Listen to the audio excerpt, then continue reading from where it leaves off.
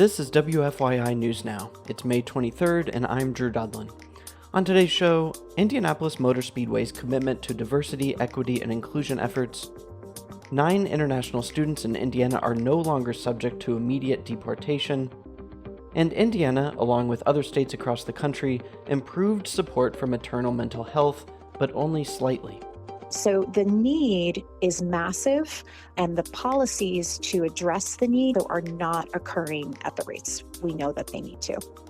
Those stories coming up, but first, Jim Irsay, the Indianapolis Colts owner who leveraged the popularity of Peyton Manning into a new stadium and a Super Bowl title, died Wednesday at age 65. Pete Ward, Irsay's longtime right-hand man and the team's chief operating officer, made the announcement in a statement from the team. He said Irsay died peacefully in his sleep. Irsay became the youngest general manager in NFL history at age 24 and succeeded his father as owner in 1997. The Indy 500 has only had 2 black drivers in its history, Willy T. and George Mack. An initiative launched almost 5 years ago by Indianapolis Motor Speedway owner Roger Penske aims to change that and diversify the sport. WFYI's Samantha Horton reports that while some organizations have cut back or abandoned diversity, equity, and inclusion efforts, IMS officials remain committed to the effort.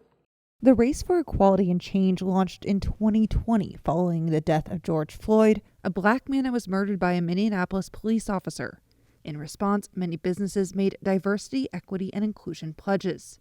IMS's initiative is multifaceted. Bring more diverse talent into motorsports and continue to work to diversify the fans attending races. IMS and IndyCar President Doug Bowles says the track and sport remain committed to DEI efforts. You can't just open the doors and say, hey, you're welcome. You have to do some outreach. So for us, that's a priority for us and will continue to be a priority. Some of the initiatives IMS and IndyCar have taken include launching Force Indy, a team working to bring more black drivers and crew members to the sport, and having the first majority women's team compete in the Indy 500 in 2021. I'm Samantha Horton. 9 international students in Indiana are no longer subject to immediate deportation. The Trump administration reversed course last month and restored their visa status.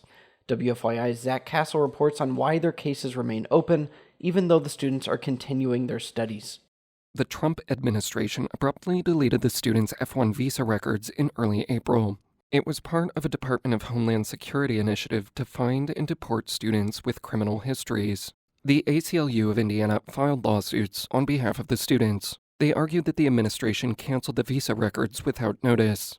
The administration restored the visa records after dozens of similar lawsuits piled up across the country, but the 2 Indiana lawsuits remain open. The ACLU is talking with DHS attorneys to determine how the policy reversal will impact the legal status of 4 students. In a separate case, a Justice Department attorney said that the administration is drafting a new policy to revoke visas in the future. I'm Zach Castle. And for our final story today, states across the country improved policies and supports for maternal mental health, but only slightly. Side Effects Public Media's Ben Thorpe reports, a new scorecard shows Indiana's grade rose from a D in 2023 to a C this year. States were graded by the Policy Center for Maternal Mental Health, a national think tank based on 20 different measures. Those measures include levels of uninsured, food insecurity, and whether there are enough therapists trained to identify things like postpartum depression. Caitlin Murphy is a research scientist who worked on the report. She says it's estimated that around half of mothers go undiagnosed for maternal mental health disorders, and only a quarter ever receive care. So the need is massive, and the policies to address the need are not occurring at the rates we know that they need to. Murphy says states have only made incremental gains since 2023, when the report card began. She says many of those gains may move backward if proposed federal cuts to Medicaid move forward. That's because Medicaid covers roughly 40% of all U.S. births. I'm Ben Thorpe. That's all for today's episode of WFYI News Now. Our podcast is produced by Abriana Herron, Zach Bundy, and myself, Drew Daudelin, with support from the news team at WFYI and public media journalists across the state. Our news director is Sarah Neal-Estes. Kendall Antron produced our music. If you liked today's episode, remember to subscribe and share, and follow WFYI on Instagram, TikTok, Facebook, and YouTube to check in on our newsroom throughout the day. Thanks for listening. We'll be back tomorrow.